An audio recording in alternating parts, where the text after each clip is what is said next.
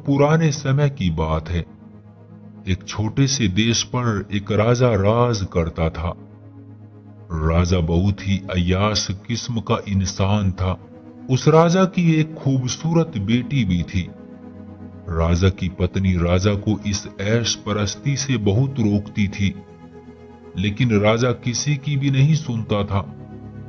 उस ऐश परस्त राजा ने अपने देश में एक कानून बनाया हुआ था कि जो भी खूबसूरत लड़की किसी के साथ गंदी हालत में पकड़ी जाती, तो उसके साथ गलत संबंध बनाने वाले लड़के को जिंदा जला दिया जाता। जबकि उस लड़की के साथ राजा पूरी रात गलत संबंध बनाने के बाद सुबह उसको पूरे नगर में नंगा घुमाता। उस राजा से पूरी प्रजा डर कर रहती कि गलती तो इंसान से हो ही जाती है, लेकिन इसका मतलब ये तो नहीं कि सजा इतनी भयानक मिले।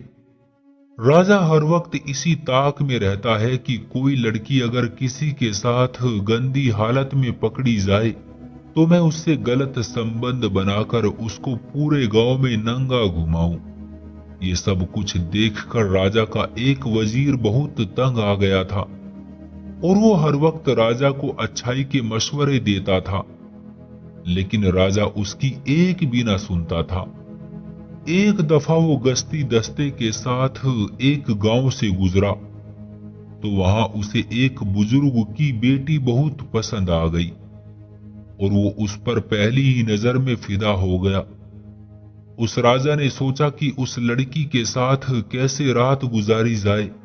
थोड़ी देर सोचने के बाद राजा ने अपने महल के एक सिपाही को पूरे प्लान के तहत भेजा और कहा कि फला गांव की फला आदमी की एक खूबसूरत लड़की है, उसको उठाकर एक बाड़े में ले जाओ और फिर उधर से मेरे सिपाही तुम्हें रंगे हाथों पकड़ लेंगे और मैं दिखावे के लिए तुम्हें थोड़ी सजा देकर यहाँ से इनाम देकर कहीं दूर भेज दूंगा और उस लड़की से अपनी रात रंगीन करने की ख्वाहिश पूरी कर लूंगा।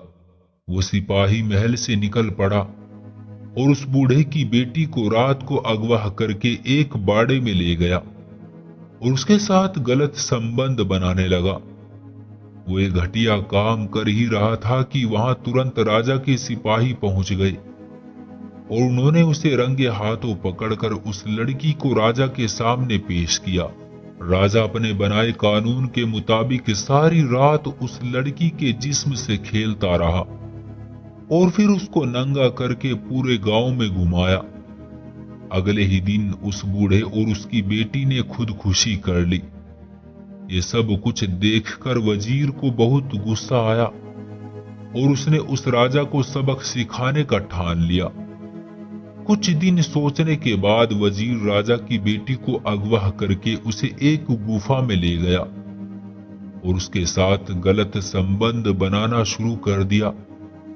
फिर राजा के सिपाहियों ने राजा को खबर दी कि राजा साहब, राजकुमारी आपके वजीर के साथ गलत संबंध बनाते हुए पकड़ी गई है।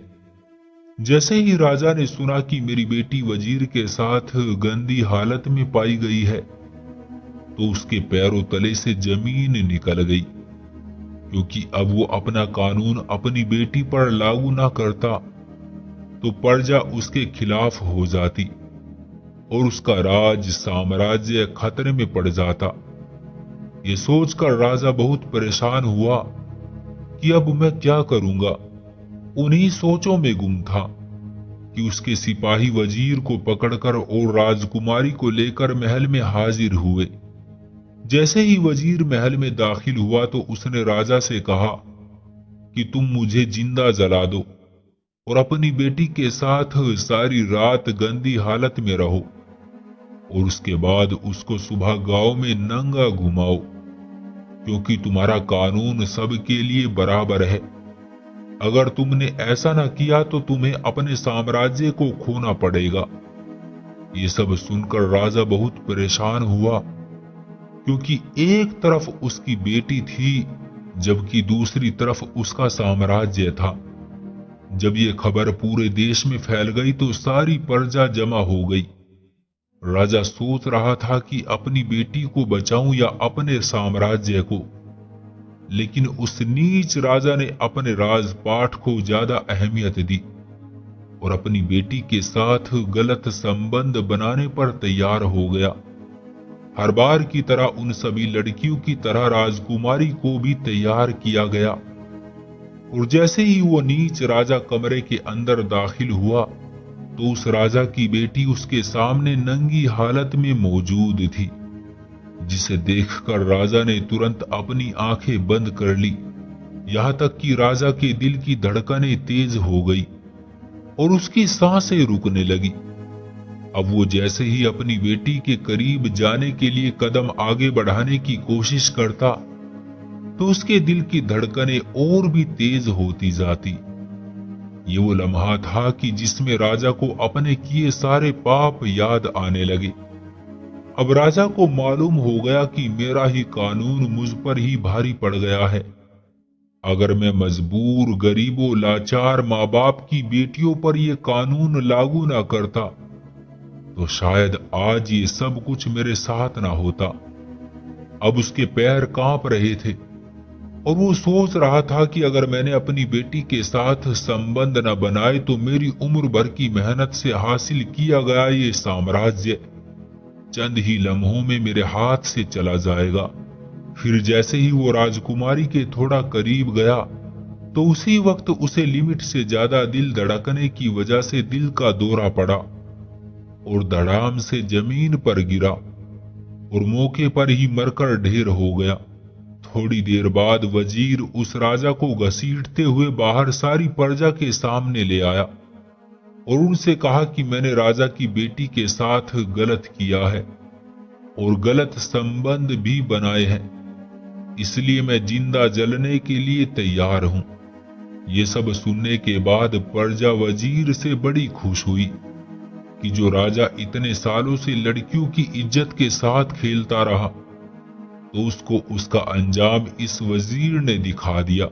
इधर राजा की बेटी नहीं चाहती थी कि वजीर को उसके किए जुर्म की सजा दी जाए। उसने कहा कि मेरे साथ दुष्कर्म करने वाले वजीर को मैं माफ करती हूँ, क्योंकि इसने ये सब मेरे पिता को सबक सिखाने के लिए किया था, जो कि बहुत जरूरी था, वरना न जाने मेरे पिता आगे और कितनी बेटियों की जिंदगियां बर्बाद करते। उसके बाद फिर राजा की बेटी की शादी उस वजीर से कर दी गई और फिर उसके बाद वजीर को नया राजा घोषित कर दिया गया। तो दोस्तों, ये थी हमारी आज की कहानी। उम्मीद करते हैं आपको पसंद जरूर आई होगी।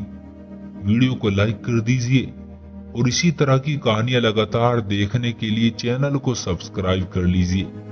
साथ में घंटी को दबाकर ऑल पर सेट कर लीजिए ताकि आने वाली वीडियो आपको तुरंत मिले। मुझे दीजिए अगली वीडियो तक इजाजत।